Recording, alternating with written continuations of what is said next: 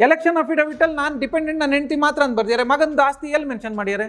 Election affidavit ಅಲ್ಲಿ ನಾನು ನನ್ನ ಮಗ ಬೇರೆ, ಪತ್ರಿಕಾ ಹೇಳಿಕೆಗೆ ನಾನು ನನ್ನ ಮಗ ಒಟ್ಟಿಗೆ. ಕಿಮ್ಮನೆಯವ್ರ ಮಗ ಯಾವಾಗಲೂ ಬೇರೆ ಬೇರೆ. ಕಿಮ್ಮನೆಯವರು ಯಾವ ಕಂಪ್ಲೇಂಟು ಶಾಸಕರ ಮಗನ ಮೇಲೆ ಕೊಟ್ಟಿಲ್ಲ. ಅಪಚಾರದ ಮಾತುಗಳನ್ನ ಆಡಿದ ಶಾಸಕರ ಮಗನ ಬಗ್ಗೆ ಏಕವಚನ ಯಾರೂ ಬಳಕೆ ಮಾಡಿಲ್ಲ, ಮಾಡೋದು ಇಲ್ಲ. ಶಾಸಕರ ಮಗನಿಗೆ ಏನು ಗೌರವ ಕೊಟ್ಟು ಏನು ಅವರ ಆರೋಪಗಳಿದ್ದು ಅದನ್ನ ಮಾಡಿದ್ದೀವಿ. ನನ್ನ ತಂದೆ 2013ರಲ್ಲಿ ತೀರ್ಕೊಂಡಿದ್ದಾರೆ. 13 ವರ್ಷ ಆಯ್ತು. ಹಳ್ಳಿಯ ಮೇರು ನಾಯಕರು ನೀನ್ ಯಾರು ಗೊತ್ತು, ನಿನ್ನ ಅಪ್ಪ ಯಾರು ಗೊತ್ತು ಅಂತ ಏಕವಚನದಲ್ಲಿ ಹೇಳಿದಾಗ ಇವರೆಲ್ಲ ಎಲ್ಲಿ ಹೋಗಿದ್ರು? ಏಕವಚನದ ಬಳಕೆಯ ಬಗ್ಗೆ ಪಾಠ ಮಾಡ್ಬೋದಿತ್ತು. ಏಕವಚನ ಅಂದ್ರೇನು, ಬಹುವಚನ ಅಂದ್ರೇನು, ನೀವು ಯಾರು ಅಂತ ಗೊತ್ತು, ನಿಮ್ಮ ಮಗ ಯಾರು ಅಂತ ಗೊತ್ತು, ನಿಮ್ಮಿಬ್ಬರು ಎಲ್ಲ ಹಗರಣಗಳು ನಮ್ಗೆ ಗೊತ್ತು. ಮುಂದಿನ ದಿನಗಳಲ್ಲಿ ಎಲ್ಲ ಹಗರಣವನ್ನು ಬಯಲಿಗೆ ಇಡ್ತೀವಿ ನಾವು. ತಪ್ಪು ಆಯಿತು ಮೇಳಿಗೆಯಲ್ಲಿ.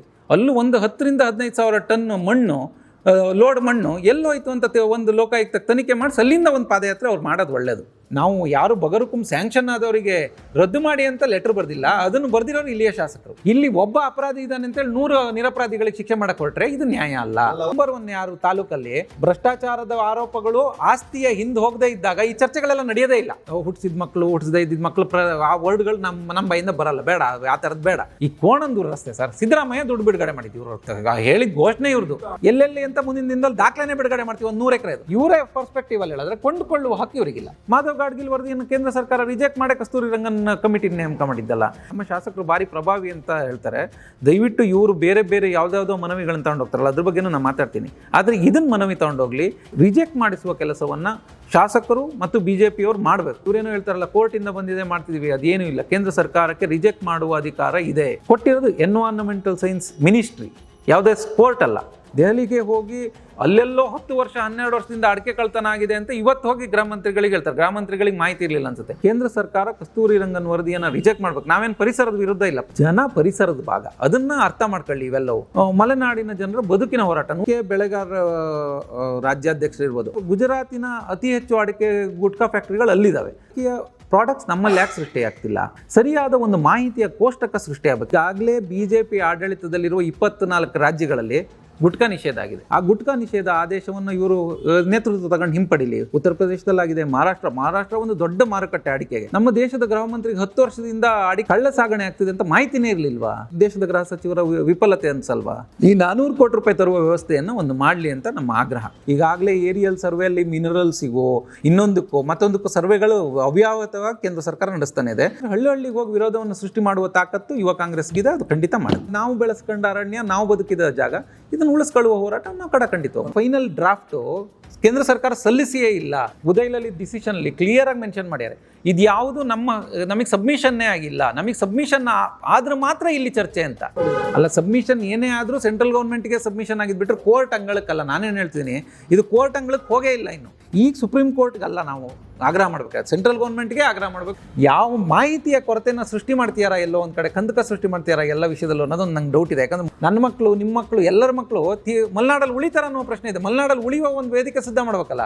ನೀವು ನಿಮ್ಮ ಪ್ರಯತ್ನವನ್ನು ಸದಾ ಕಾಯ್ದಿಟ್ಟು ಮುಂದೆ ಬಂದಿರೋ ಡಿ ಕೆ ಶಿವಕುಮಾರ್ ಯಾವ ನೆಪಕ್ಕಿಡ್ಡಲ್ಲ, ಇವತ್ತು ಮುಖ್ಯಮಂತ್ರಿ ಆಗಿದ್ದಾರೆ. ರಾಹುಲ್ ಗಾಂಧಿ ತನ್ನ ಹೋರಾಟದಿಂದಲೇ ಭವಿಷ್ಯ ಕಂಡ್ಕೋತಿಯಾರು ಬಿಟ್ರೆ ಯಾವ ಕಾರಣಕ್ಕೂ ಯಾವುದೋ ಇನ್ಫ್ಲೂಯೆನ್ಸ್ ಬಳಸ್ಕೊತಿಲ್ಲ. ನಿಮಗೂ ಅವಕಾಶ ಇದೆ, ಅವರಿಗೂ ಅವಕಾಶ ಇದೆ. ಯಾರು ಆ ದಿನ ಬೆಸ್ಟ್ ಹೋರಾಟ ಮಾಡ್ತಾರೋ ಅವ್ನು ಗೆಲ್ತಾನಷ್ಟೇ. ಇವತ್ತು ಒಂದಿಷ್ಟು ಕಾರಣಗಳಿಗಾಗಿ ನಾವು ಪತ್ರಿಕಾಗೋಷ್ಠಿಯನ್ನು ಕರೆದಿದ್ದೀವಿ. ಒಂದು ಪ್ರಮುಖ ಕಾರಣ ಅಂದರೆ ಹುಲಿ ಬಂತು ಹುಲಿ ಕತೆ ಕಸ್ತೂರಿ ರಂಗನ್ ವರದಿ ಹೇಗಾಗಿದೆ ಅಂದರೆ, ಮಲೆನಾಡವರಿಗೆ ಇದ್ರ ಬಗ್ಗೆ ಮಾಹಿತಿ ಹೆಚ್ಚಿಲ್ಲ, ಆದರೆ ಆತಂಕ ದೊಡ್ಡದಿದೆ. ಹಾಗಾಗಿ ಪ್ರತಿ ಬಾರಿಯೂ ಈ ಕಸ್ತೂರಿ ರಂಗನ್ ವರದಿ ಅನ್ನೋದು ಡ್ರಾಫ್ಟ್ ನೋಟಿಫಿಕೇಶನ್ ಪ್ರತಿ ಸಾರಿ ಬಂದಾಗಲೂ ಒಂದು ಆತಂಕ ಸೃಷ್ಟಿ ಆಗ್ತಾನೆ ಇದೆ. ಆದರೆ ಈ ಸಾರಿ ಒಂದು ಏನಂದ್ರೆ ಫೈನಲ್ ಡ್ರಾಫ್ಟು ಅಂತ ಹೇಳಿದ್ದಾರೆ. ಇದ್ರದ್ದು ಈ ಹುಲಿ ಬಂತು ಹುಲಿ ಕಥೆಯಲ್ಲಿ ಹೆಂಗೆ ಅಂದರೆ, ಕೇಂದ್ರ ಸರ್ಕಾರವೇ ಇದನ್ನು ಜೀವಂತವಾಗಿಡ್ತಿದೆ, ಹುಲಿನ ಜೀವಂತವಾಗೂ ಇಡ್ತಿದೆ, ನಮಗೆ ಆತಂಕವನ್ನು ಸೃಷ್ಟಿಸ್ತಿದೆ, ನಮ್ಮ ಮಲೆನಾಡಿನ ಜನರ ಬದುಕನ್ನು ಒಂದು ಸಂಕಷ್ಟಕ್ಕೆ ಈಡು ಮಾಡುವ ಎಲ್ಲ ಲಕ್ಷಣಗಳು ಕಾಣಿಸ್ತಿದ್ದಾವೆ. ಹಾಗಾಗಿ ಒಂದು ವಿಸ್ತಾರವಾಗಿ ಕಸ್ತೂರಿ ರಂಗನ್ ವರದಿಯ ಆಗುಹೋಗಳು ಇದು ಎಲ್ಲ ಏನು ಅನ್ನೋದೊಂದು ಚರ್ಚೆ ಆಗೋದು, ಒಂದು ವೇದಿಕೆ ಸೃಷ್ಟಿಯಾಗೋದು ಈ ಕ್ಷಣದ ನೀಡ್ ಅಥವಾ ಅಗತ್ಯ ಅಂತ ಅನಿಸುತ್ತೆ.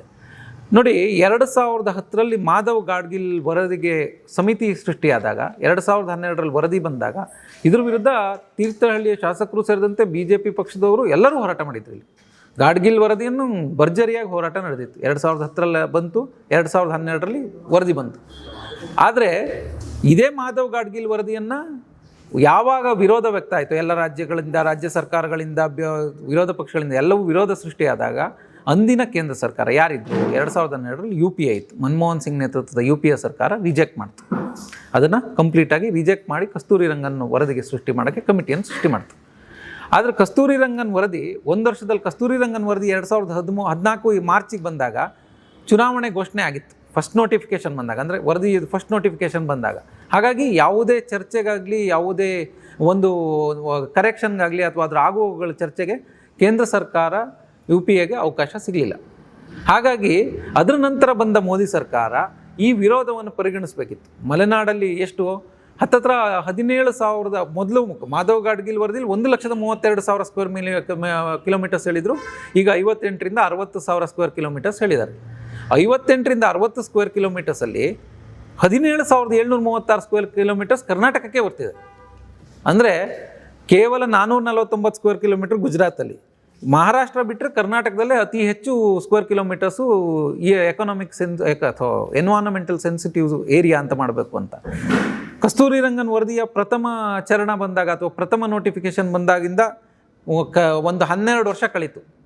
ಅದರಲ್ಲಿ 6-7 ನೋಟಿಫಿಕೇಷನ್ ಬಂದವು. ಆದರೆ ಪ್ರತಿ ಸಾರಿನೂ ಮಲೆನಾಡಿಗರು ವಿರೋಧ ವ್ಯಕ್ತ ಮಾಡ್ತಾನೆ ಇದ್ದೀವಿ. ಇದು ಯಾವುದೇ ಕಾರಣಕ್ಕೂ ಮಲೆನಾಡಿಗರ ಜೀವನಕ್ಕೆ, ಜನಜೀವನಕ್ಕೆ, ಆರ್ಥಿಕ ವ್ಯವಸ್ಥೆಗೆ, ಬದುಕಿಗೆ, ಎಲ್ಲ ಥರದ ಸಾಮಾಜಿಕ ಜೀವನಕ್ಕೆ ಎಲ್ಲದಕ್ಕೂ ಕಂಟಕ ಇದು ಅಂತ ಈ ವಿರೋಧ ವ್ಯಕ್ತ ಆಗ್ತಿದ್ರು. ಕೇಂದ್ರ ಸರ್ಕಾರ ಇದ್ರ ಬಗ್ಗೆ ಯಾವುದನ್ನು ಕಿವಿಗೆ ಹಾಕತ್ತಿಲ್ಲ. ಹಿಂದಿನ 2013ರಿಂದ 18ರಲ್ಲಿ ಸಿದ್ದರಾಮಯ್ಯ ನೇತೃತ್ವದ ಕಾಂಗ್ರೆಸ್ ಸರ್ಕಾರ ಇದ್ದಾಗ ಕಾಂಗ್ರೆಸ್ ಸರ್ಕಾರನೇ ಕ್ಯಾಬಿನೆಟ್ನಲ್ಲೇ ಇದನ್ನು ವಿರೋಧ ದಾಖಲಿಸಿತ್ತು, ರಿಜೆಕ್ಟ್ ಮಾಡಿತ್ತು. ಕಸ್ತೂರಿ ರಂಗನ್ ವರದಿಯನ್ನು ರಿಜೆಕ್ಟ್ ಮಾಡಿತ್ತು. ಈ ಸಾರಿ ಮತ್ತೆ ಅಧಿಕಾರಕ್ಕೆ ಬಂದ ಮೇಲೆ ಮತ್ತೆ ನೋಟಿಫಿಕೇಶನ್ ಬಂದಾಗ ಮತ್ತೆ ರಿಜೆಕ್ಟ್ ಮಾಡಿದೆ. ಆದರೆ ಪ್ರತಿ ಸಾರಿ ಇಲ್ಲೊಂದು ಭಾರಿ ಸ್ಮಾರ್ಟ್ ನಡೆ ನಡೀತಾ ಇದೆ BJP ಅವ್ರದ್ದು. ಏನು ಅಂದರೆ ಕಸ್ತೂರಿ ರಂಗನ್ ಕಮಿಟಿಯನ್ನು ಸೃಷ್ಟಿ ಮಾಡಿದ ಕಾಂಗ್ರೆಸ್ ಅವರು ಈ ವರದಿಯನ್ನು ಕೋರ್ಟ್ನವ್ರು ಹೇಳಿ ಮಾಡ್ತಾ ಇರೋದು ಅಂತ. ಆದರೆ ಇದೇ ಮಾಧವ್ ಗಾಡ್ಗಿಲ್ ಕಮಿಟಿಯ ವಿರುದ್ಧ ಹೋರಾಟ ಮಾಡಿದಾಗ ರಿಜೆಕ್ಟ್ ಮಾಡಿತ್ತಲ್ಲ ಕೇಂದ್ರ ಸರ್ಕಾರ. ಮಾಧವ್ ಗಾಡ್ಗಿಲ್ ವರದಿಯನ್ನು ಕೇಂದ್ರ ಸರ್ಕಾರ ರಿಜೆಕ್ಟ್ ಮಾಡಿ ಕಸ್ತೂರಿ ರಂಗನ್ ಕಮಿಟಿ ನೇಮಕ ಮಾಡಿದ್ದಲ್ಲ. ಈಗ ಇದು ಕಂಪ್ಲೀಟ್ ಮಲೆನಾಡಿಗೆ ವ್ಯತಿರಿಕ್ತವಾಗಿದೆ, ಇಲ್ಲಿನ ಆರ್ಥಿಕ ವ್ಯವಸ್ಥೆಗೆ, ಜನಜೀವನಕ್ಕೆ ವಿರುದ್ಧ ಇದೆ ಅಂದಾಗ ಇದನ್ನು ಕೇಂದ್ರ ಸರ್ಕಾರ, ನಮ್ಮ ಶಾಸಕರು ಭಾರಿ ಪ್ರಭಾವಿ ಅಂತ ಹೇಳ್ತಾರೆ, ದಯವಿಟ್ಟು ಇವರು ಬೇರೆ ಬೇರೆ ಯಾವುದ್ಯಾವುದೋ ಮನವಿಗಳನ್ನು ತಗೊಂಡು ಹೋಗ್ತಾರಲ್ಲ ಅದ್ರ ಬಗ್ಗೆನೂ ನಾನು ಮಾತಾಡ್ತೀನಿ. ಆದರೆ ಇದನ್ನು ಮನವಿ ತಗೊಂಡೋಗ್ಲಿ, ಇಲ್ಲಿ ಕಸ್ತೂರಿ ರಂಗನ್ ವರದಿಗೆ 60 ದಿನಕ್ಕೆ ನೋಟಿಫಿಕೇಷನ್ಗೆ ಒಂದು ವಿರೋಧ ದಾಖಲಿಸಿ ಅಂತ ಗ್ರಾಮ ಪಂಚಾಯತಿಗಳು, ನಮ್ಮಲ್ಲಿ ಎಷ್ಟು ಹಳ್ಳಿಗಳು ಹೇಗಾಗಿದೆ ಮಲೆನಾಡು ಅಂದರೆ, ನಮ್ಮ ಹತ್ರ ಇರೋ ಜನರಲ್ಲಿ 50% ಜನ ನಗರೀಕರಣದತ್ತ ಮುಖ ಮಾಡಾಗಿದೆ. ಇಲ್ಲಿರುವ ಜನರಿಗೆ ಬದುಕು ಕಟ್ಕೊಡುವ, ಭವಿಷ್ಯ ಕಟ್ಕೊಡುವ ಯೋಚನೆಗಳು ಬರಬೇಕಿತ್ತು ಇಲ್ಲಿನ ಜನನಾಯಕರುಗಳಿಗೆ. ಆದರೆ ಇಲ್ಲಿ ನೀವು ಒಂದು ವಿರೋಧ ದಾಖಲಿಸೋದು ಒಂದು ಪಾರ್ಟ್. ಆ ವಿರೋಧ ದಾಖಲಿಸೋದು ಒಬ್ಬ ಜನಸಾಮಾನ್ಯನಾಗಿ ದಾಖಲಿಸ್ಬೋದು, ಈ ದೇಶದ ಜನಸಾಮಾನ್ಯರಾಗಿ. ಆದರೆ ಇಲ್ಲಿನ ನಾಯಕರಾಗಿ ಕಸ್ತೂರಿ ರಂಗನ್ ವರದಿಯನ್ನು ರಿಜೆಕ್ಟ್ ಮಾಡಿಸುವ ಕೆಲಸವನ್ನು ಶಾಸಕರು ಮತ್ತು BJPಯವರು ಮಾಡಬೇಕು. ಇಲ್ಲದಿದ್ದರೆ ಇದ್ರ ವಿರುದ್ಧ ಹೋರಾಟ ಅನಿವಾರ್ಯ. ಯಾಕಂದರೆ ಕೇಂದ್ರ ಸರ್ಕಾರಕ್ಕೆ ಅಧಿಕಾರ ಇದೆ. ಇವರೇನೋ ಹೇಳ್ತಾರಲ್ಲ ಕೋರ್ಟಿಂದ ಬಂದಿದೆ ಮಾಡ್ತಿದ್ದೀವಿ, ಅದೇನೂ ಇಲ್ಲ. ಕೇಂದ್ರ ಸರ್ಕಾರಕ್ಕೆ ರಿಜೆಕ್ಟ್ ಮಾಡುವ ಅಧಿಕಾರ ಇದೆ.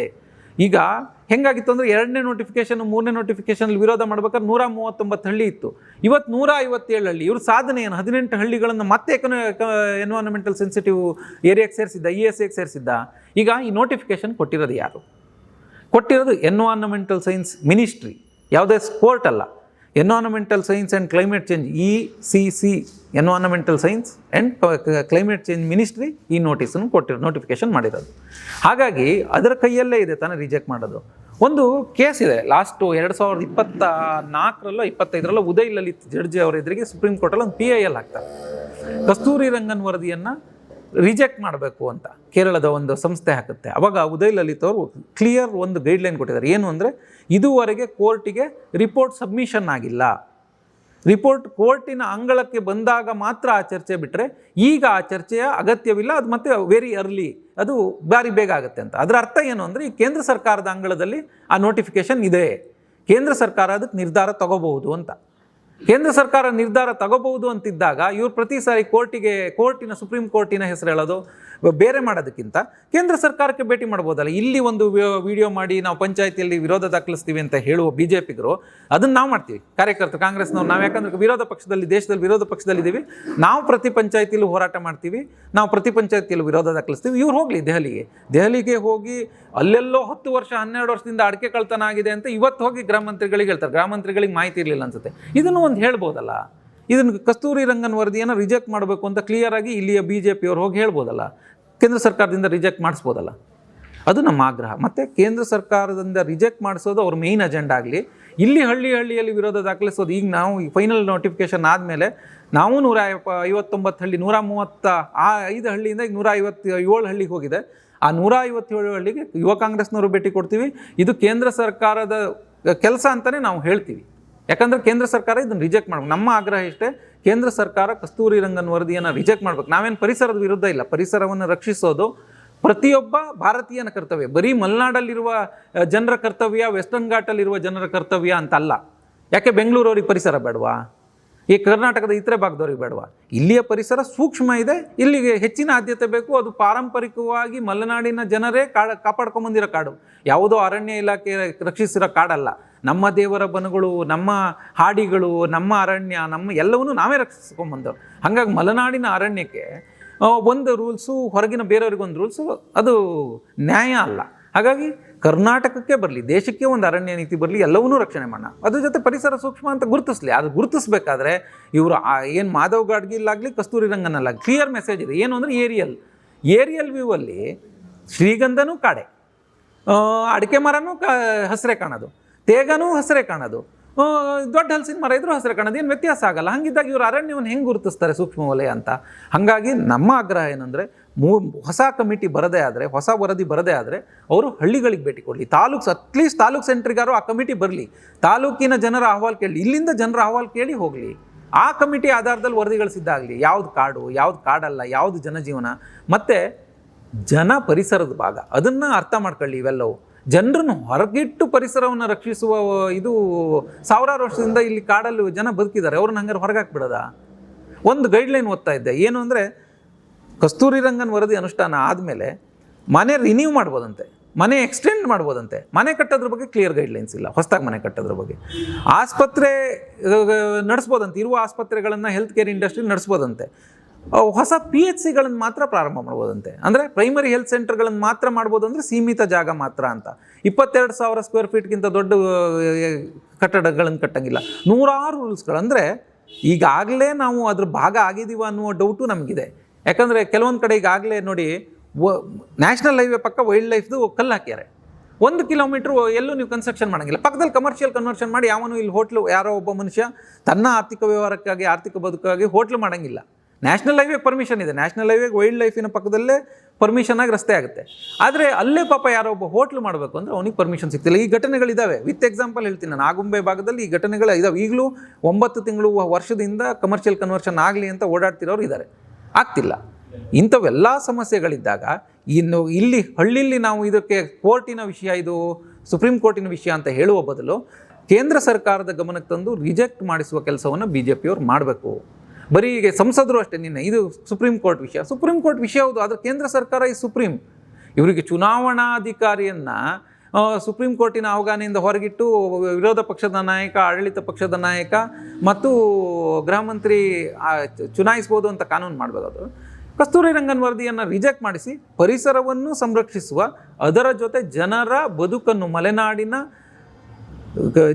ಜನರ ಬದುಕನ್ನು ಕಟ್ಟಿಕೊಳ್ಳುವ ವ್ಯವಸ್ಥೆಯಾಗುವಂತಹ ಒಂದು ಸಮಿತಿಯನ್ನು ನಿರ್ಮಾಣ ಮಾಡಿ ಅದಕ್ಕೆ ಪೂರಕವಾದ ಕೆಲಸವನ್ನು BJP ಅವರು ಮಾಡಲಿ.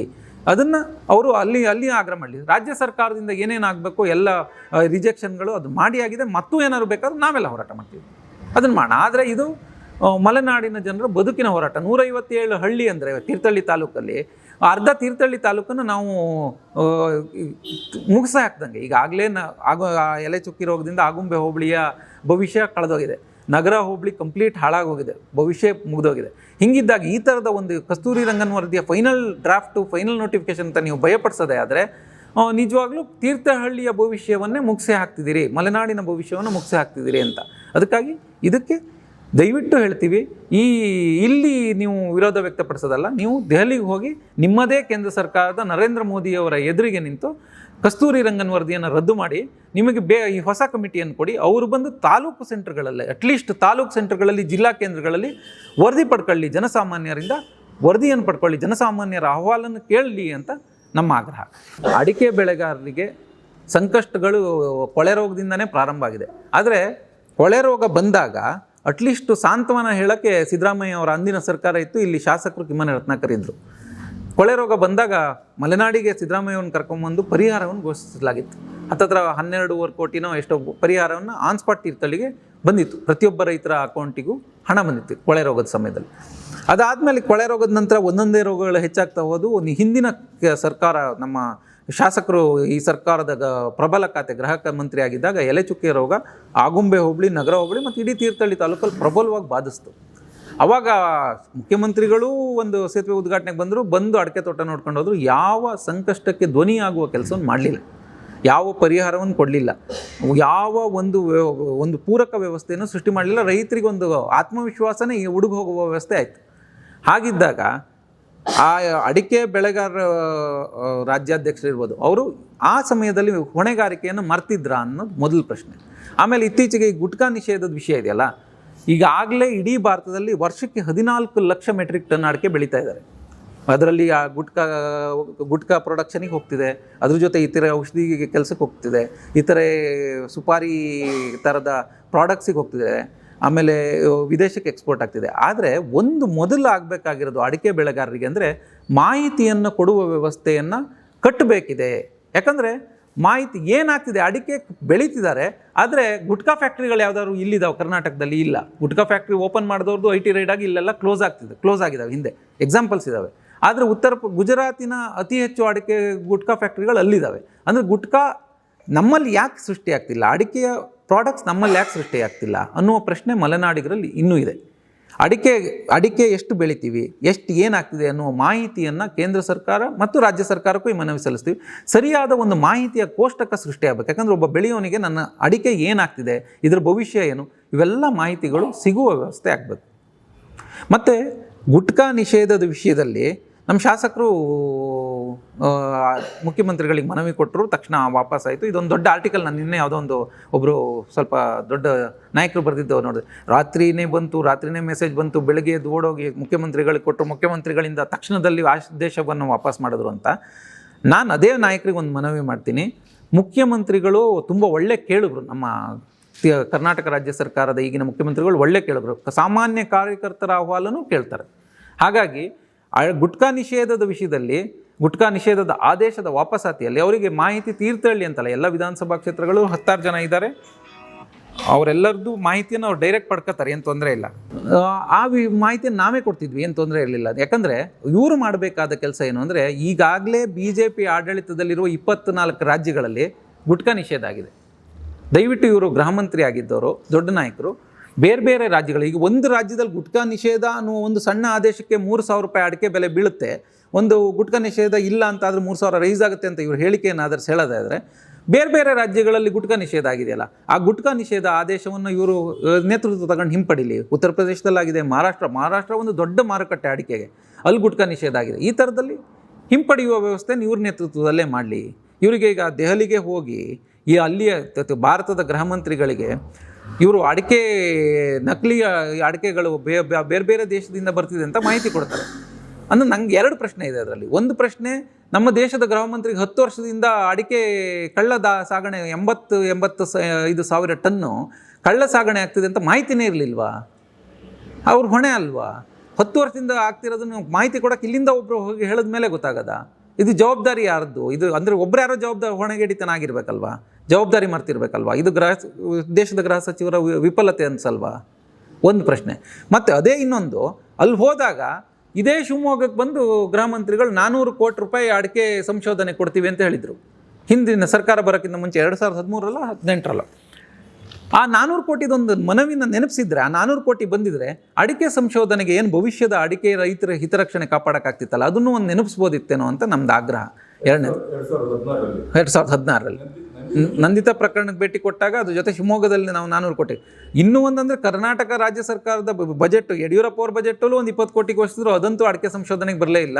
ಬೊಮ್ಮಾಯಿ ಸರ್ಕಾರದಲ್ಲಿ ಘೋಷಿಸಿದ್ರು, ತೀರ್ಥಹಳ್ಳಿಗೆ ಅಂತಲೇ ದೊಡ್ಡ ಹೆಡ್ಲೈನ್ ಬರೆದಿದ್ರು ಎಲ್ಲರೂ, ಆದರೆ ಅದೂ ಬರಲಿಲ್ಲ. ಅದು ಎಲ್ಲಿ ಹೋಯ್ತೋ ಗೊತ್ತಿಲ್ಲ. ಇಲ್ಲೊಂದು ಅಡಿಕೆ ಸಂಶೋಧನಾ ಕೇಂದ್ರ ಇದೆ, ಅದರಲ್ಲಿ ಖಾಲಿ ವ್ಯವಸ್ಥೆ ಇದೆ. ಮುಂದಿನ ದಿನಗಳಲ್ಲಾದರೂ ನಾವು ನಮ್ಮ ಮುಖ್ಯಮಂತ್ರಿಗಳಿಗೆ ಇದ್ರ ಬಗ್ಗೆ ಮನವಿ ಕೊಡ್ತೀವಿ, ಅಡಿಕೆ ಸಂಶೋಧನೆಗೆ ಆದ್ಯತೆ ಕೊಡಲಿ ಅಂತ. ಅವರು ಈ 400 ಕೋಟಿ ರೂಪಾಯಿ ತರುವ ವ್ಯವಸ್ಥೆಯನ್ನು ಒಂದು ಮಾಡಲಿ ಅಂತ ನಮ್ಮ ಆಗ್ರಹ. 2 ವಿಷಯ, ಅಡಿಕೆ ಗುಟ್ಕಾ ನಿಷೇಧ ಮತ್ತು ಕಸ್ತೂರಿ ರಂಗನ್ ವರದಿ. ಇನ್ನು ಇತರೆ ಲೋಕಲ್ ವಿಚಾರಗಳು ಒಂದಿಷ್ಟೆಲ್ಲ ಮಾತಾಡಬೇಕಾಗಿದೆ. ಪತ್ರಕರ್ತರಿಗೆ ಇದೇನಪ್ಪ ಇವರ ಗೊಂದಲ ಅನಿಸ್ಬೋದು, ಆದರೆ ಕಿರಿಕಿರಿ ಇರ್ಬೋದು, ಅದು ಗೊಂದಲ ಇರ್ಬೋದು, ಅಥವಾ ಜನರಿಗೂ ಒಂದು ಚರ್ಚೆ ಪ್ರತಿ ಏನಾಗ್ತಿದೆ ಅಂತ. ಆದರೆ ಒಂದು ವಿಷಯ ನಾನು ಸ್ಪಷ್ಟವಾಗಿ ಹೇಳಬೇಕು ಅಂತಿದ್ದೀನಿ, ಏನು ಅಂದರೆ ಇತ್ತೀಚೆಗೆ BJP ಶಾಸಕರ ಹೇಳಿಕೆ, ಅದಕ್ಕಿಂತ ಆ ಶಾಸಕರ ಹೇಳಿಕೆ, ಅದಾದಮೇಲೆ ಒಂದಿಷ್ಟು ಜಾತ್ಯತೀತ ಜನತಾ ದಳದ ಪೂರಕವಾಗಿ ಅವರ ಪಕ್ಷಕ್ಕೆ ಬೆಂಬಲ ಘೋಷಿಸಿರೋ ಜಾತ್ಯತೀತ ಪ್ರೆಸ್ ಮೀಟ್ ಎಲ್ಲವನ್ನೂ ನೋಡಿದ್ದೀವಿ. ಮೊದಲು ಬಂದಿದ್ದು ಚರ್ಚೆಗೆ ಬಂದಿದ್ದು ಜ್ಞಾನೇಂದ್ರ ಅವರ ಮಗನ ಬಗ್ಗೆ ಅಲ್ಲ, ಅಥವಾ ಯಾವುದೇ ಬೆಳವಣಿಗೆಗಳಿಲ್ಲ. ಕಿಮ್ಮನೆಯವರು ಯಾವ ಕಂಪ್ಲೇಂಟು ಶಾಸಕರ ಮಗನ ಮೇಲೆ ಕೊಟ್ಟಿಲ್ಲ. ಆ ಮಹಿಳೆ ತಾನು ನೊಂದಾಗ ಹೋಗಿ ಕೊಟ್ಟಿರುವ ಕಂಪ್ಲೇಂಟು, ಅದರಲ್ಲಿ ಅವರ ಹೆಸರಿತ್ತು ಹೆಸರಿಲ್ಲ, ಚರ್ಚೆ ಆ ಮಹಿಳೆಗೆ ಸೀಮಿತ. ಅವರ ಪರವಾಗಿ ನಾವು ಹೋರಾಟ ಮಾಡಿದ್ದೀವಿ. ಆದರೆ ಯಾವುದೋ ಒಂದು ವೃತ್ತಿ ಮಾಧ್ಯಮಕ್ಕೆ, ಸುದ್ದಿ ಮಾಧ್ಯಮಕ್ಕೆ ಅಪಚಾರದ ಮಾತುಗಳನ್ನಾಡಿದ ಶಾಸಕರು. ಹಾಗಾಗಿ ಅದ್ರ ನೆಕ್ಸ್ಟ್ ಚರ್ಚೆ ಎಲ್ಲ ನಡ್ಕೊಂಡ್ಬಂದಿದೆ. ಅವ್ರು ಮಾತಾಡಿದ್ರು, ಇವ್ರು ಮಾತಾಡೋದು, ಎಲ್ಲ ಚರ್ಚೆಗಳಾಗಿದೆ. ಎಲ್ಲ ಚರ್ಚೆಗಳಿಗೂ ಮುಂದಿನ ದಿನಗಳಲ್ಲೂ ನಾವು ಖಂಡಿತ ಉತ್ತರ ಕೊಡ್ತೀವಿ, ಯಾರು ಹಿಂದೋಗುವ ಪ್ರಶ್ನೆ ಇಲ್ಲ. ಆದರೂ ನಿನ್ನೆ ಜಾತ್ಯತೀತ ಜನತಾ ದಳದ ಒಂದಿಷ್ಟು ಜನ ಪ್ರೆಸ್ ಮೀಟ್ ಮಾಡಿದಾಗ ಒಂದು ಹೇಳಿಕೆ ಕೊಟ್ಟರು, ಶಾಸಕರ ಮಗನಿಗೆ ಏಕವಚನ ಬಳಕೆ ಅಂದ್ರೇನು, ಶಾಸಕರ ಮಗನ ಬಗ್ಗೆ ಮಾತಾಡೋದು ಅಂದ್ರೇನು, ಹಿನ್ನೆಲೆ ನೋಡ್ಕೊಬೇಕು ಅಂತೆಲ್ಲ. ನಂದು ಇಷ್ಟೇ ಪ್ರಶ್ನೆ, ಶಾಸಕರ ಮಗನ ಬಗ್ಗೆ ಏಕವಚನ ಯಾರೂ ಬಳಕೆ ಮಾಡಿಲ್ಲ, ಮಾಡೋದು ಇಲ್ಲ. ಶಾಸಕರ ಮಗನಿಗೆ ಏನು ಗೌರವ ಕೊಟ್ಟು ಏನು ಅವರ ಆರೋಪಗಳಿದ್ದು ಅದನ್ನು ಮಾಡಿದ್ದೀವಿ. ಕಿಮ್ಮನೆಯವ್ರ ಮಗನ ಬಗ್ಗೆ ಮಾತಾಡಿದಾಗ, ಶಾಸಕರ ಮಗನ ಬಗ್ಗೆ ಮಾತಾಡಿದಾಗ ಎದ್ದು ಬಂದರು ಜಾತ್ಯತೀತ ಜನತಾ ದಳದ್ದು. ಆದರೆ ಇದೆಲ್ಲದಕ್ಕಿಂತ ಒಂದು ವರ್ಷ ಸ್ವಲ್ಪ ರಿವೈಂಡ್ ಮಾಡಿದ್ರೆ ಇದೇ ಶಾಸಕರು ಡೈರೆಕ್ಟಾಗಿ, ಇವತ್ತು ಹೇಳ್ತೀನಿ ಡೈರೆಕ್ಟಾಗಿ, ನನ್ನ ತಂದೆ 2013 ತೀರ್ಕೊಂಡಿದ್ದಾರೆ, 13 ವರ್ಷ ಆಯಿತು. ನೀನು ಗೊತ್ತು, ನಿನ್ನ ಅಪ್ಪ ಗೊತ್ತು, ನೀನು ಗೊತ್ತು, ನೀನೇನು ಅಂತ ಗೊತ್ತು, ನಿನ್ನ ಅಪ್ಪನೂ ಗೊತ್ತು ಅಂಥೇಳಿ ಏಕವಚನದಲ್ಲಿ ಹೇಳಿದಾಗ ಇವರೆಲ್ಲ ಎಲ್ಲೋಗಿದ್ರು? ಇದರ ಆರಂಭ ಅಲ್ಲಾಗಿರೋದು, ಇವತ್ತಾಗಿರೋ ಆರಂಭ ಅಲ್ಲ. 1-2 ವರ್ಷದ ಹಿಂದೆ ನಾವು ವಿದ್ಯುತ್ ಸಮರ್ಪಕ ನಿರ್ವಹಣೆ ಬಗ್ಗೆ ಒಂದಿಷ್ಟು ಮಾಹಿತಿಗಳನ್ನು ಕೇಳಿದ್ವಿ, ಕೊಟ್ಟಿದ್ವಿ, ವಿರೋಧ ವ್ಯಕ್ತಪಡಿಸಿದ್ವಿ. ಅದಕ್ಕೆ ಅವರೇ ನೇರವಾಗಿ ತೀರ್ಥಹಳ್ಳಿಯ ಮೇರು ನಾಯಕರು, ನೀನು ಯಾರು ಗೊತ್ತು, ನಿನ್ನ ಅಪ್ಪ ಯಾರು ಗೊತ್ತು ಅಂತ ಏಕವಚನದಲ್ಲಿ ಹೇಳಿದಾಗ ಇವರೆಲ್ಲ ಎಲ್ಲೋಗಿದ್ರು ಅಂದರೆ ಹೇಳಿದರು. ಶಾಸಕರೇ ಹೇಳಿದರು, ನನಗೇ ಹೇಳಿದರು. ಅದರಲ್ಲೇನು ಇದು ಸುಳ್ಳಿಲ್ಲ, ಅದು ಬೇಕಾದ್ರೆ ಹಳೆ ವಿಡಿಯೋ ಇದೆ. ಹೇಳಿದಾಗ ಇವರೆಲ್ಲೋಗಿದ್ರು ಅಂದರೆ ಮಾಜಿ ಸಚಿವರ ಮಕ್ಕಳಾಗಿ ಹೇಳಿದಾಗ ಇವರೆಲ್ಲರಿಗೂ ಎಚ್ಚರ ಆಗುತ್ತೆ. ಯಾರೋ ಪಾಪಿ ಪರದೇಶಿ ಅಥವಾ ಯಾರೋ ಬಡವರ ಮಕ್ಕಳು, ಯಾರೋ ಸಾಮಾನ್ಯರ ಮಕ್ಕಳು, ಯಾವುದೇ ಚುನಾವಣೆಯನ್ನು ಎದುರಿಸಿದವರು ಅಥವಾ ಚುನಾವಣೆ ಬಗ್ಗೆ, ರಾಜಕೀಯದ ಬಗ್ಗೆ ಹಿನ್ನೆಲೆ ಇಲ್ದಿದ್ದವ್ರ ಮಕ್ಕಳು ಮಾತಾಡಿದ್ರೆ ಇವ್ರು ಬಿಟ್ಬಿಡ್ತಾರಾ? ಅವತ್ತೇ ಹೇಳ್ಬೋದಿತ್ತಲ್ಲ, ಅವತ್ತೇ ಬರ್ಬೋದಿತ್ತು, ಇವರೆಲ್ಲ ಪ್ರೆಸ್ ಮೀಟ್ ಮಾಡ್ಬೋದಿತ್ತು. ಒಂದು ಏಕವಚನದ ಬಳಕೆಯ ಬಗ್ಗೆ ಪಾಠ ಮಾಡ್ಬೋದಿತ್ತು. ಏಕವಚನ ಅಂದ್ರೇನು, ಬಹುವಚನ ಅಂದ್ರೇನು, ಬಹುವಚನದೊಳಗೆ ಏಕವಚನ ಅಂದ್ರೇನು, ಏಕವಚನದೊಳಗೆ ಬಹುವಚನ ಅಂದ್ರೇನು ಅಂತೆಲ್ಲ ಏಕವಚನ ಬಳಕೆ ಯಾರು ಮಾಡಿದ್ರು ತಪ್ಪೆ, ಅದಕ್ಕೇನು ನಮ್ಮದು ಇದಿಲ್ಲ. ಆದರೆ ಅವಾಗಲೇ ಎಚ್ಚರ ಆಗಿದ್ದರೆ, ಯಾರೋ ಮಾಜಿ ಸಚಿವರ ಮಕ್ಕಳದ್ದು ಪ್ರಸ್ತಾಪನೆ ಆಗಿರಲಿಲ್ಲ ಅವಾಗ, ಇನ್ನೂ ವೆರಿ ಅರ್ಲಿ. ಹಾಗಾಗಿ ನಾನಿಷ್ಟೇ ಹೇಳೋದು, ಅವತ್ತು ನೀನು ಯಾರು, ನನ್ನ ತಂದೆ 13 ವರ್ಷ ತೀರೋಗಿ 13 ವರ್ಷ ಆಗಿದೆ, 2 ವರ್ಷ ಹಿಂದೆ ಹೇಳಿದ್ದವ್ರು, ತೀರೋಗಿದ್ದ ತಂದೆಯನ್ನು ಎಳೆದು ಮಾತಾಡಿದರು. ನಾನಿವತ್ತೊಂದು ಹೇಳ್ತೀನಿ, ನೀವು ಯಾರು ಅಂತ ಗೊತ್ತು, ನಿಮ್ಮ ಮಗ ಯಾರು ಅಂತ ಗೊತ್ತು, ನಿಮ್ಮಿಬ್ಬರು ಎಲ್ಲ ಹಗರಣಗಳು ನಮ್ಗೆ ಗೊತ್ತು. ಮುಂದಿನ ದಿನಗಳಲ್ಲಿ ಎಲ್ಲ ಹಗರಣವನ್ನು ಬಯಲಿಗೆ ಇಡ್ತೀವಿ ನಾವು, ಇದೇ ಮಾತು. ಅದರಲ್ಲಿ ಏನು ಯಾವ ಹೆದರಿಕೆಯೂ ಇಲ್ಲ, ಯಾವ ಅಂಜಿಕೆಯೂ ಇಲ್ಲ. ಒಂದಿಷ್ಟು ದಾಖಲೆಗಳು ಇಲ್ಲೂ ಇದ್ದಾವೆ, ಇದೆಲ್ಲವನ್ನು ಒಟ್ಟುಗೂಡಿಸ್ತಿದ್ದೀವಿ. ಇನ್ನೂ ನಿಮ್ಮ ಒಂದಿಷ್ಟು ದಾಖಲೆಗಳಿದ್ದಾವೆ. ಮತ್ತು ನೀವೊಂದಿಷ್ಟು ಮಾತುಗಳನ್ನ ಆಡಿದರೆ ಪಾದಯಾತ್ರೆನ ಮೇಳ್ಗೆಯಿಂದ ಮಾಡಬೇಕಿತ್ತು, ಮೇಗರವಳ್ಳಿಯಿಂದ ಮಾಡಬೇಕಿತ್ತು ಅಂತ. ಖಂಡಿತ ಹೌದು, ಮೇಳ್ಗೆಯಿಂದ ಪಾದಯಾತ್ರೆ ಮಾಡೋಕ್ಕೂ ದಾಖಲೆಗಳಿದ್ದಾವೆ, ಮೇಗರವಳ್ಳಿಯಿಂದ ಪಾದಯಾತ್ರೆ ಮಾಡೋಕ್ಕೂ ದಾಖಲೆಗಳಿದ್ದಾವೆ, ಎಡಗುಡ್ಡೆಯಿಂದ ಮಾಡೋಕ್ಕೂ ದಾಖಲೆಗಳಿದ್ದಾವೆ, ಇಂದಿರಾನಗರದಿಂದ ಮಾಡೋಕ್ಕೂ ದಾಖಲೆಗಳಿದ್ದಾವೆ, ನೊಣಬೂರಿಂದ ಮಾಡೋಕ್ಕೂ ದಾಖಲೆಗಳಿದ್ದಾವೆ, ಅರಳುಸುಳ್ಳಿಯಿಂದ ಮಾಡೋಕ್ಕೂ ದಾಖಲೆಗಳಿದ್ದಾವೆ. ಹಾಗಾಗಿ ಎಲ್ಲಿ ಪಾದಯಾತ್ರೆ ಮಾಡಬೇಕು ಅಂತ ನಾವು ನಮ್ಮ ನಿರ್ಧಾರ ಮಾಡ್ತೀವಿ, ನೀವು ಎಲ್ಲಿ ಪಾದಯಾತ್ರೆ ಮಾಡಬೇಕು ಅಂತ ನೀವು ನಿರ್ಧಾರ ಮಾಡಿ. ಮತ್ತು ಮೇಳಿಗೆಯಿಂದ ಪಾದಯಾತ್ರೆ ಹೌದು, ಒಂದು ಅಪ್ಪು ಇತ್ತು ಮೇಳಿಗೆಯಲ್ಲಿ, ಅಲ್ಲೂ ಒಂದು 10,000-15,000 ಟನ್ ಮಣ್ಣು, ಲೋಡ್ ಮಣ್ಣು ಎಲ್ಲೋಯ್ತು ಅಂತ ಒಂದು ಲೋಕಾಯುಕ್ತ ತನಿಖೆ ಮಾಡಿಸಿ ಅಲ್ಲಿಂದ ಒಂದು ಪಾದಯಾತ್ರೆ ಅವ್ರು ಮಾಡೋದು ಒಳ್ಳೆಯದು, ಅವರಿಗೊಂದು ಮಾಹಿತಿಗೆ. ಮತ್ತು ತಾಲೂಕ್ ಪಂಚಾಯತಿವರೆಗೂ, ತಾಲೂಕ್ ಪಂಚಾಯತಿ ಕಟ್ಟಡದ ಹಳೆಯ ಕಟ್ಟಡದ ಸುಮಾರು ಪಾದಯಾತ್ರೆ ಮಾಡುವ ವಿಷಯಗಳು ಈಗ ಕಲೆಕ್ಟ್ ಮಾಡಿದ್ರೆ ನಾವೊಂದು 100 ಪಾದಯಾತ್ರೆ ಮಾಡ್ಬೋದು, ಏನು ತೊಂದರೆ ಇಲ್ಲ. ಅಷ್ಟು ಹಗರಣಗಳು, ಅಷ್ಟು ಹಳವಂಡಗಳು ಎಲ್ಲವೂ ಇದ್ದಾವೆ. ಹಾಗಾಗಿ ಮುಂದಿನ ದಿನಗಳಲ್ಲಿ ಎಲ್ಲದಕ್ಕೂ ಈಗ ದಾಖಲೆಗಳು ಸುಮಾರು ಒಟ್ಟು ಮಾಡಿದ್ದೀವಿ. ಮುಂದಿನ ದಿನಗಳಲ್ಲಿ ಆ ದಾಖಲೆಗಳನ್ನು ಬಿಡುಗಡೆ ಮಾಡುವ ಕೆಲಸವನ್ನು ಮಾಡ್ತೀವಿ. ಅಲ್ಲ, ಈ ಡಬಲ್ ಸ್ಟ್ಯಾಂಡರ್ಡ್ ಹಿಂದೆ ಒಂದು ಷಡ್ಯಂತ್ರ ಇದೆ ಅನ್ನೋದು ನಮ್ಮೆಲ್ಲರ ಅನುಮಾನ. ಏನು ಅಂದರೆ, ಅದಾನಿಗೆ ಅಂಬಾನಿಗೆ ಈಗ ಕೊಡಬೇಕಾದ್ರೆ ಜನಗಳಿದ್ದರೂ ಜನರು ವಿರೋಧ ಸೃಷ್ಟಿಯಾಗುತ್ತಲ್ಲ. ಜನರನ್ನು ಒಕ್ಕಲೆಬ್ಬಿಸ್ಬಿಟ್ರೆ ಫ್ರೀ ಅಲ್ಲ, ಯಾರು ವಿರೋಧ ಹುಲಿಯನ್ನು ವಿರೋಧ ವ್ಯಕ್ತಪಡಿಸಲ್ಲ, ಪ್ರಾಣಿಗಳು ವ್ಯಕ್ತಪಡಿಸಲ್ಲ, ಅರಣ್ಯರೋಧ ನಮ್ಮ ಕಾಡು ಮರಗಳೇನು ವ್ಯಕ್ತಪಡಿಸಲ್ಲ. ಹಾಗಾಗಿ ಮೊದಲು ಜನರನ್ನು ಇಲ್ಲಿಂದ ನಿರ್ವಸಿತ ಮಾಡಿ ಇಲ್ಲಿಂದ ಹೊರಗಾಕಿ ನಂತರದಲ್ಲಿ ಅವ್ರಿಗೆ ಕೊಡುವ ವ್ಯವಸ್ಥೆ ಇದೆ. ಯಾಕಂದರೆ ಮಲೆನಾಡಿನಲ್ಲಿ ಈಗಾಗಲೇ ಏರಿಯಲ್ ಸರ್ವೆಯಲ್ಲಿ ಮಿನರಲ್ಸಿಗೋ ಇನ್ನೊಂದಕ್ಕೋ ಮತ್ತೊಂದಕ್ಕೂ ಸರ್ವೆಗಳು ಅವ್ಯಾಹತವಾಗಿ ಕೇಂದ್ರ ಸರ್ಕಾರ ನಡೆಸ್ತಾನೆ ಇದೆ.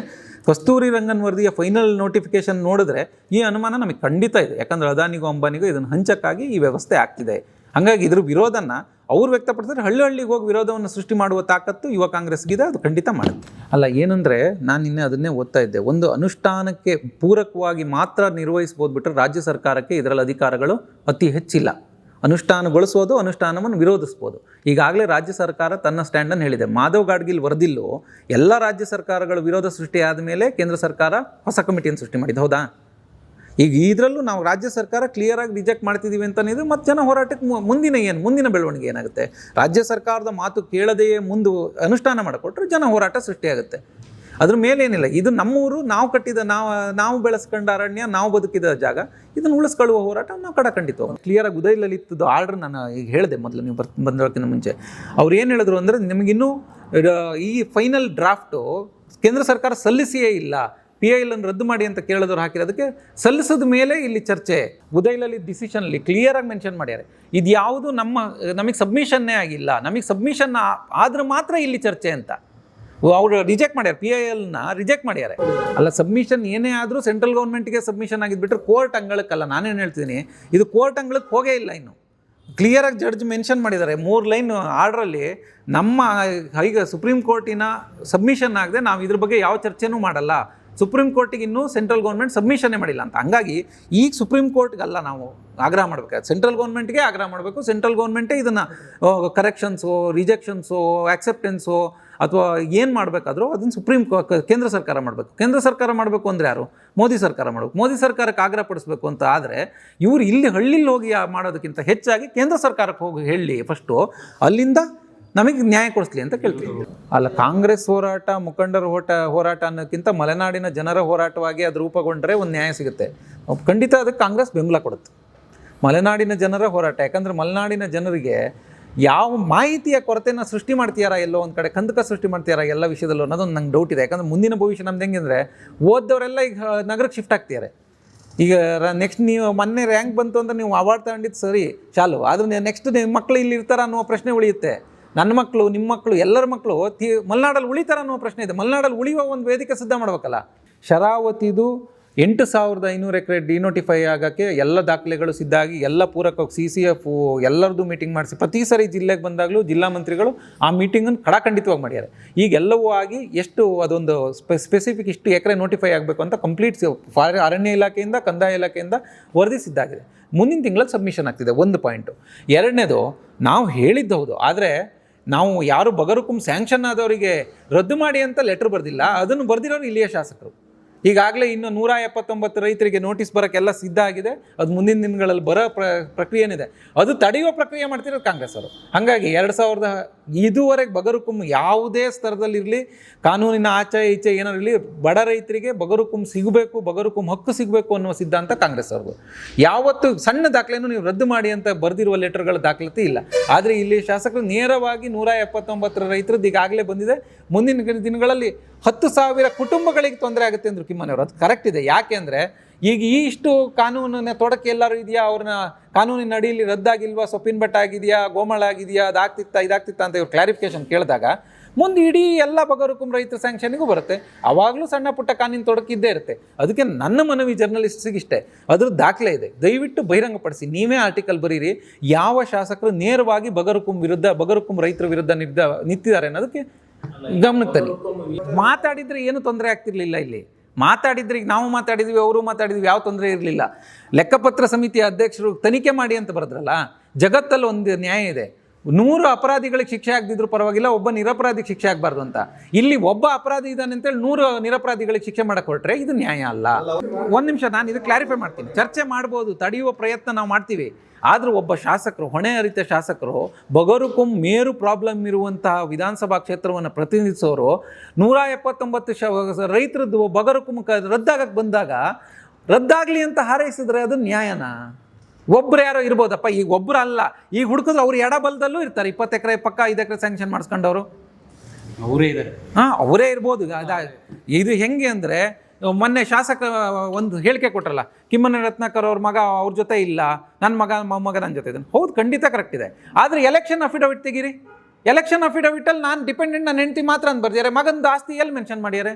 ಮಗಂದು ಆ ಮಟ್ಟದ ಆಸ್ತಿ ಮೆನ್ಷನ್ ಮಾಡ್ಬೇಕಲ್ಲ. ಪಾಲಾಗಿದ್ಮೇಲೆ ಡಿಪೆಂಡೆಂಟ್ ಅಲ್ಲ, ನನ್ನ ಜೊತೆ ಇದ್ದಾನೆ ಅಂತ ತೋರಿಸ್ಕೊಳಕ್ ಬರಲ್ಲ. ಎಲೆಕ್ಷನ್ ಅಫಿಡವಿಟ್ ಅಲ್ಲಿ ನಾನು, ನನ್ನ ಮಗ ಬೇರೆ, ಪತ್ರಿಕಾ ಹೇಳಿಕೆಗೆ ನಾನು ನನ್ನ ಮಗ ಒಟ್ಟಿಗೆ, ಕಿಮ್ಮನೆಯವ್ರ ಮಗ ಯಾವಾಗಲೂ ಬೇರೆ ಬೇರೆ. ಅವ್ರು ಎಲೆಕ್ಷನ್ ಅಫಿಡವಿಟ್ ಅಲ್ಲಿ ಕ್ಲಿಯರ್ ಆಗಿ ಮೆನ್ಷನ್ ಮಾಡಿದ್ರು ನನ್ನ ಮಗ ಸ್ವತಂತ್ರವಾಗಿ ಬದುಕ್ತಿದ್ದಾನೆ ಅಂತ. ಅಗ್ರಿಮೆಂಟ್ ಅಲ್ಲಿ ಶಾಸಕ ಜ್ಞಾನೇಂದ್ರ ಅವ್ರ ಮಗ ಅಂತಾನೆ ಇದೆ. ಎಲ್ಲ ಅಗ್ರಿಮೆಂಟ್ಸ್ ಅಲ್ಲೂ ಅವರು ಅಭಿನಂದನ್ ಅಂತಾನೆ ಇದೆ. ಎಲ್ಲ ಅಗ್ರಿಮೆಂಟ್ಸ್ ಅಲ್ಲೂ ಎಲ್ಲ ಅಲ್ಲ ಹೇಳ್ತೀವಿ ಮುಂದಿನ ದಿನದಲ್ಲಿ ಅದೆಲ್ಲ ದಾಖಲೆಗಳನ್ನು ಅಗ್ರಿಮೆಂಟ್ ಆಸೆ ಒಂದು ಶ್ರೀರಾಮಚಂದ್ರ ದೇವರ ಆಸ್ತಿ ಇಲ್ಲ, ಅದೇ ಇದೆ ಕ್ರಯಪತ್ರ. ಅಲ್ಲ ಏನು ಗೊತ್ತಾ, nature makes its own justice ಅಂತ ಇದೆ. Nature makes its own justice. ಯಾಕೆಂದರೆ ಪ್ರಕೃತಿ ನ್ಯಾಯ ಮಾಡುತ್ತೆ ಯಾವಾಗಲೂ ಅಷ್ಟೇ. ನೀವು ಎಷ್ಟೇ ನೆಪೋ ಕಿಡ್ಡು, ಎಷ್ಟೇ ಇನ್ಫ್ಲೂಯೆನ್ಸ್ಡ್ ಕಿಡ್ಡು, ಎಷ್ಟೇ ಜನ್ರೇಷನ್ ಅಂದರೂ ಅದ್ರ ಮಧ್ಯೆಯೂ ನೀವು ನಿಮ್ಮ ಪ್ರಯತ್ನವನ್ನು ಸದಾ ಕಾಯ್ದಿಟ್ಟು ಮುಂದೆ ಬಂದಿರೋ. ಡಿ ಕೆ ಶಿವಕುಮಾರ್ ಯಾವ ನೆಪೋ ಕಿಡ್ಡಲ್ಲ, ಇವತ್ತು ಮುಖ್ಯಮಂತ್ರಿ ಆಗಿದ್ದಾರೆ. ರಾಹುಲ್ ಗಾಂಧಿ ತನ್ನ ಹೋರಾಟದಿಂದಲೇ ಭವಿಷ್ಯ ಕಂಡ್ಕೋತಿಯಾರು ಬಿಟ್ಟರೆ ಯಾವ ಕಾರಣಕ್ಕೂ ಯಾವುದೋ ಇನ್ಫ್ಲೂಯೆನ್ಸ್ ಬಳಸ್ಕೊತಿಲ್ಲ. ಡೈರೆಕ್ಟಾಗಿ 2ನೇ ಟರ್ಮಲ್ಲಿ UPA 2ನೇ ಟೈಮಲ್ಲಿ ಪ್ರೈಮ್ ಮಿನಿಸ್ಟರ್ ಆಗ್ಬೋದಿತ್ತು. He is finding his own ways. ಹಾಗಾಗಿ ನೆಪೋ ಕಿಡ್ ಅನ್ನೋದು ಈಗ ಅವರಿಗೂ ಅವ್ರದ್ದೇ ಕಷ್ಟಗಳಿರ್ತವೆ ಹೋರಾಟ ಎದುರಿಸ್ಕೊಳ್ಳೋರು. ಪ್ರೆಷರ್ ಹೆಂಗೆ ಹೇಳ್ತೀನಿ, ಈಗ ಒಬ್ಬ ಮುಖ್ಯಮಂತ್ರಿಯ ಮಗ ಚುನಾವಣೆ ನಿಂತರೆ ಅವನು ಅವ್ರ ತಂದೆ ಎಲ್ಲವನ್ನು ಬೆನ್ನ ಮೇಲೆ ಇಟ್ಕೊಂಡು ಆ ಪ್ರೆಷರ್ ತಗೊಂಡಿರ್ತಾನೆ. ನಮಗೆ ಯಾವ ಪ್ರೆಷರ್ ಇಲ್ಲದೆ ನಾವು ಹೋರಾಟ ಮಾಡಕ್ಕೆ ಹೊರಟಿರ್ತೀವಿ. ಅವ್ನಿಗೆ ಯಾವ ಹಿನ್ನೆಲೆ ಇಲ್ದಿದ್ದು ಬಾಡ ಹುಡುಗ ಅವ್ನಿಗೆ ಓಟ್ ಕೊಡಿ ಅಂತಾರೆ. ಹಂಗಾಗಿ ಎಲ್ಲರಿಗೂ ಅವಕಾಶಗಳಿದಾವೆ, ಏನೂ ಸಮಸ್ಯೆ ಇಲ್ಲ. ಹೋರಾಟ ಕರ್ಮಣ್ಯೇವಾಧಿಕಾರಸ್ಥೆ ಮಾಫಲೇಶು ಕದಾಚನ ಅಷ್ಟೇ. ಹೋರಾಟ ಮಾಡ್ತೀರಿ, ನಿಮಗೂ ಅವಕಾಶ ಇದೆ, ಅವರಿಗೂ ಅವಕಾಶ ಇದೆ. ಯಾರು ಆ ದಿನ ಬೆಸ್ಟ್ ಹೋರಾಟ ಮಾಡ್ತಾರೋ ಅವ್ನು ಗೆಲ್ತಾನೆ ಅಷ್ಟೇ. Survival of the fittest. ಅಲ್ಲ, ರಾಜಕಾರಣ ಇದು ಸರಿಯಲ್ಲ ಸರಿ ಇದೆ ಅನ್ನೋ ಪ್ರಶ್ನೆ ಆಮೇಲೆ. ಹರಕೊಲ್ಲಲ್ ಪರಕಾಯವನು ಯಾವತ್ತು ನಂಬರ್ 1 ಯಾರು ತಾಲೂಕಲ್ಲಿ, ಅವರು ಹಗರಣಗಳು ಭ್ರಷ್ಟಾಚಾರದ ಆರೋಪಗಳು ಆಸ್ತಿಯ ಹಿಂದೆ ಹೋಗದೇ ಇದ್ದಾಗ ಈ ಚರ್ಚೆಗಳೆಲ್ಲ ನಡೆಯೋದೇ ಇಲ್ಲ. ಅವರಿಗೆ ಇದು ಹೆಂಗೆ ಅಂದರೆ ಅವ್ರ ಮೇಲೆ ಆರೋಪ ಹೊರದಾಗ ಅವ್ರ ಪ್ರತ್ಯಾರೋಪನ ಅವ್ರು ಮಾಡಬೇಕಿತ್ತು. ನೋಡ್ರಿ ನಿಮ್ಮ ಕಾಲದ ಅಭಿವೃದ್ಧಿ ನಮ್ಮ ಕಾಲದ ಅಭಿವೃದ್ಧಿ ಚರ್ಚೆ ಮಾಡೋಣ ಅಂತ. ಅವ್ರು ಹಂಗಲ್ಲ, ನಿಮ್ಮ ಮಗ ಅಲ್ಲೆಲ್ಲೋ ಇದ್ದಾನೆ, ನಿಮ್ಮ ಮಗಳು ಇಲ್ಲೆಲ್ಲೋ ಇದ್ದಾಳೆ, ಈ ತರಹದ ಚರ್ಚೆಯನ್ನು ಹುಟ್ಟು ಹಾಕಬಾರ್ದು. ಒಬ್ಬ ಅದೇ ನಾ ಬರೋಕ್ಕೆ ರೆಡಿ ಇದ್ದಾರೆ. ನಾವು ವೇದಿಕೆ ನಮ್ಮವ್ರನ್ನ ಕರ್ಕೊಂಬರ್ತೀವಿ. ನೀವು ಹೇಳಿದ ವೇದಿಕೆಯಲ್ಲಿ ನಾವು ರೆಡಿ, ಅದಕ್ಕೂ ಸಿದ್ಧ ಇದ್ದೇವೆ. ಗೋಪಾಲ್ ಗೌಡ ರಂಗಮಂದಿರದ ಎಡ ಅಥವಾ ಬಲದ ಒಂದು ಜಾಗವನ್ನು ನಮಗೆ ಕೊಡಿ, ನಾವು ಅವರು ನಮ್ಮ ನಾಯಕರು ತಂದು ನಿಲ್ಲಿಸ್ತೀವಿ. ಮೇಳಿಗೆ ರಸ್ತೆ ಇದೆಯಲ್ಲ, 3 ಸರಿ ಶಾಸಕರಾಗ್ತಾರೆ. ಅದ್ರ ಹಿಂದೆ ಯಾರು ಆರ್ ಜ್ಞಾನೇಂದ್ರ 15 ವರ್ಷಗಳ ಕಾಲ ಅದ್ರ ಓಡಾಡಂಗೆ ಇಲ್ಲ. ರಸ್ತೆ ಬಂದು ಬಸ್ಗಳೆಲ್ಲ ರಿಪೇರಿಗೆ ಹೋಗಿತ್ತು. ಅವ್ರ ಮುಖಂಡರು ಒಬ್ರು ಈಗ ಪಟ್ಟಣ ಪಂಚಾಯತಿಯಲ್ಲಿ ಇದ್ದಾರೆ, ಅವ್ರು ಬಸ್ ಕಂಡಕ್ಟರ್ ಆಗಿದ್ರು. ಅವಾಗ ಅವ್ರನ್ನ ಕೇಳಬೇಕು ನೀವು. ರುದ್ರಸ್ವಾಮಿ ಬಸ್ಸಲ್ಲಿ ಇದ್ರು ಅವರು. ಅವ್ರ ಹತ್ರ ಹೋಗಿ ನೀವು ಕೇಳಬೇಕು ಮೇಳಿಗೆ ರಸ್ತೆ ಹೆಂಗಿತ್ತು ಅಂತ. ಕಿಮ್ಮನೆಯವರು MLA ಆಗ್ತಾರೆ, ಪ್ರಾರಂಭದಲ್ಲೇ ಆ ರಸ್ತೆ ಆಗುತ್ತೆ. ಯಾವುದು ಯಾಕಾಗಿಲ್ಲ ಇವರಿದ್ದಾಗ? 15 ವರ್ಷಗಳ ಕಾಲ ಏನ್ ಮಾಡ್ತಾ ಇದ್ರು ಆರ್ ಜ್ಞಾನೇಂದ್ರ ಅವರು? ಮೇಳಿಗೆ ರಸ್ತೆ ಆಗ್ಬೇಕಿತ್ತಲ್ಲ. ಅಲ್ಲ, ಹೆಚ್ಚಿನ ಪಕ್ಷ 15 ವರ್ಷ ಆಗಿದ್ದ ರಸ್ತೆ ಆಯ್ತಲ್ಲ ಅವತ್ತು. ಅದು ಅಭಿವೃದ್ಧಿ ಅಲ್ವಾ? ಅಭಿವೃದ್ಧಿಯ ಪರ್ವ ಶುರು ಮಾಡಿರೋದೇ ಕಿಮ್ಮನೆ ರತ್ನಾಕರ್. ಎಲ್ಲಾ ರಸ್ತೆಗಳು, ಹಳ್ಳಿಯ ರಸ್ತೆಗಳು ಇವತ್ತು ಅಷ್ಟು ರಸ್ತೆಗಳನ್ನು ಮಾಡಿದ್ರು, ಕೆಲವು ಹಳ್ಳಿ ರಸ್ತೆಗಳು ಉಳಿದೇ ಇದೆ. ಈಗ ಇವರು ಹಿಂದಿನ ಎಲೆಕ್ಷನ್ ಅಲ್ಲಿ 280 ಕೋಟಿ ರೂಪಾಯಿದ್ದು ಈ PRD ಕೆಲಸ ಮಾಡಿದ್ರಲ್ಲ, ಅವೆಲ್ಲ ಇದಾವ ರಸ್ತೆಗಳು? ಯಾವುದು ಇಲ್ಲ, ಅವಾಗಲೇ ಕಳ್ಕೊಂಡೋಗಿತ್ತು. ಇದಕ್ಕೆ ನಾನು ಹೇಳೋದು, ಹಂಗಾರೆ ರೋಡ್ ಕಾಸ್ಟು ಅಷ್ಟೇ ಪರ್ಸೆಂಟೇಜ್ ಇತ್ತಲ್ಲ. SR ರೇಟ್ ಎಷ್ಟಿತ್ತು? 60,000 ರೂಪಾಯಿ ಆಗ ರೋಡ್ ಜ್ಞಾನೇಂದ್ರ ಟರ್ಮ್ ಮುಗಿಸ್ಬೇಕಾದ್ರೆ 1,20,000 1,80,000 ಹೋಗಿತ್ತು. ಕಿಮ್ಮನೆಯವ್ರ ಶಾಸಕರಾಗ್ಬೇಕಾದ್ರೆ 2.5 ಲಕ್ಷಕ್ಕೆ ಹೋಗಿತ್ತು. ಮತ್ತೆ ಶಾಸಕ ಇವ್ರು ಬರೋಷ್ಟೊತ್ತಿಗೆ 5 ಲಕ್ಷಕ್ಕೆ ಹೋಗಿತ್ತು. ಅದೇ ತಾನೇ? ಹಂಗಿದ್ದಾಗ 60,000 ರೂಪಾಯಿ ವ್ಯವಸ್ಥೆ ಮಾಡ್ಬೋದಿತ್ತಲ್ಲ. ನಾನು ಅದನ್ನ ಹೇಳ್ತಿದ್ದೆ, ಅವ್ರು ದಾಖಲೆ ಕೊಡಲಿ. ಅವರು ಹುಟ್ಟಿಸಿದ ಮಕ್ಕಳು, ಹುಟ್ಟಿಸದೇ ಇದ್ದಿದ್ದ ಮಕ್ಕಳು, ಆ ವರ್ಡ್ಗಳು ನಮ್ಮ ಬಾಯಿಂದ ಬರಲ್ಲ, ಬೇಡ, ಆ ಥರದ್ದು ಬೇಡ. ಡೈರೆಕ್ಟು ಇದು ನನ್ನ ಟರ್ಮಲ್ಲಿ ಆಗಿದ್ದು, ಇದು ಆಗಿಲ್ಲ, ದಾಖಲೆ ಕೊಡಲಿ, ನಾವು ಕೊಡ್ತೀವಿ. ನಾನು ಹೇಳಿದ್ನಲ್ಲ, ಅವ್ರು 3,000 ಕೋಟಿ ತಂದ್ವಿ ಅಂತೆಲ್ಲ ಹೇಳಿದ್ರಲ್ಲ. 3,250 ಕೋಟಿ ರೂಪಾಯಿ ದಾಖಲೆ ಕೊಡಲಿ. ಈ ಕೋಣಂದೂರು ರಸ್ತೆ ಸರ್, ಸಿದ್ದರಾಮಯ್ಯ ದುಡ್ಡು ಬಿಡುಗಡೆ ಮಾಡಿದ್ವಿ. ಇವ್ರು ಹೇಳಿದ ಘೋಷಣೆ ಇವ್ರದ್ದು. ಸಿದ್ದರಾಮಯ್ಯನ ಆಯ್ತು, ದಾಖಲೆ ಕೊಡಲಿ. ಕಿಮ್ಮನೆಯವ್ರ ಬಗ್ಗೆ ಒಂದು ಹೇಳಿದ್ರು, 20 ಎಕರೆ ಆಸ್ತಿ ಮಾಡಿದಾರೆ. 20 ಎಕರೆ ದಾಖಲೆ ಕೊಟ್ಟರೆ ತೀರ್ಥಹಳ್ಳಿ ಯಾವ ದೇವಸ್ಥಾನಕ್ಕೋ ಅಥವಾ ಯಾವುದಕ್ಕೋ ಬರ್ಸೋದಕ್ಕೆ ವ್ಯವಸ್ಥೆ ಮಾಡೋಣ. 20 ಎಕರೆ ದಾಖಲೆ ಅವ್ರು ಕೊಡ್ಬೇಕು. ಸಾಲೂರಲ್ಲಿ 20 ಎಕರೆ ಆಸ್ತಿ ಏನೋ ಸ್ಯಾಂಕ್ಷನ್ ಮಾಡ್ಕೊಂಡಿದ್ದಾರೆ, ಕೊಟ್ಟಿದ್ದಾರೆ ಅಂದ್ರಲ್ಲ. ಡೈರೆಕ್ಟ್ ಚಾಲೆಂಜ್, 20 ಎಕರೆ ಆಸ್ತಿ ಏನೋ ಸ್ಯಾಂಕ್ಷನ್ ಮಾಡ್ಕೊಂಡಿದ್ದಾರೆ, ಇದೊಂದು ಆ ಡಾಕ್ಯುಮೆಂಟ್ ಕೊಟ್ಟರೆ ಆ 20 ಎಕರೆನೂ ಎಲ್ಲಿಗೆ ಅಂತ ಬರ್ಸೋ ವ್ಯವಸ್ಥೆ ಮಾಡಿ. ಎಲ್ಲರೂ ಒಂದು ಕಮಿಟಿ ಮಾಡಿ ದೇವಸ್ಥಾನದ್ದು ಎಲ್ಲಿಗೋ ಒಂದು ಬರ್ಸೋ. ಇವ್ರದ್ದೆಲ್ಲ ಈಗ ಆಸ್ತಿಗಳಾಗಿದಾವಲ್ಲ, ಎಲ್ಲೆಲ್ಲಿ ಅಂತ ಮುಂದಿನ ದಿನದಲ್ಲಿ ದಾಖಲೆನೇ ಬಿಡುಗಡೆ ಮಾಡ್ತೀವಿ. ಒಂದು 100 ಎಕರೆದು ಆದಷ್ಟು ಅವ್ರು ಬರೀತಾರ ಅಂತ ಚಾಲೆಂಜ್ ಮಾಡಿ. ಈಗ ಮೊದಲು ಶ್ರೀರಾಮಚಂದ್ರ ದೇವರು ಅಂತ ಬರೀತಿದ್ದಾಗೆಲ್ಲ ಏನು ಪ್ರಸ್ತಾಪನೇ ಇರಲ್ಲ. ಅಲ್ಲಿಂದ ಪ್ರಸ್ತಾಪದಿಂದ ಒಂದು ಮೆನ್ಷನಿಗೆ ಬಂತು. ಮೊನ್ನೆ ಹೌದು ನನ್ನ ಮಕ್ಕಳ ಆಸ್ತಿ ಖರೀದಿ ಮಾಡಬಾರ್ದಾ ಅಂತ ಹೇಳಿದ್ರು. ಇನ್ನೊಬ್ರು ಪೇಪರ್ ಸ್ಟೇಟ್ಮೆಂಟ್ ಕೊಟ್ಟರು, ನಾವು 30 ಲಕ್ಷ ಖರೀದಿ ಮಾಡಿದ್ದು ಅಂತೆಲ್ಲ ಪೇಪರ್. ಹಾಗೆ ಅವರಾಗೆ ಬರ್ತಾರೆ. ಎಲ್ಲವೂ ಸುಮಾರು ಆಸ್ತಿಯ ದಾಖಲೆಗಳನ್ನು. ಮಠದ ಜಾಗ ಅಲ್ಲ ಅನ್ನುವ ಚರ್ಚೆಯೂ ನಾವಿಲ್ಲ. ನಮ್ದಿಷ್ಟೇ, ಧಾರ್ಮಿಕ ಕಾರ್ಯಕ್ಕೆ ಮೀಸಲಿಟ್ಟ ಜಾಗ ಧಾರ್ಮಿಕ ಕಾರ್ಯಕ್ಕೆ ಬಳಕೆ ಆಗಬೇಕು. ಕೊಂಡುಕೊಳ್ಳುವ ಹಕ್ಕು ನೈತಿಕವಾಗಿಯೂ ಇವರಿಗಿಲ್ಲ. ಕೊಂಡುಕೊಳ್ಳುವ ಹಕ್ಕಿಲ್ಲ. ಮಾರಾಟದ ಮಾತಾಡೋಣ. ಇವರೇ ಪರ್ಸ್ಪೆಕ್ಟಿವ್ ಅಲ್ಲಿ ಹೇಳಿದ್ರೆ ಕೊಂಡುಕೊಳ್ಳುವ ಹಕ್ಕು ಇವರಿಗಿಲ್ಲ.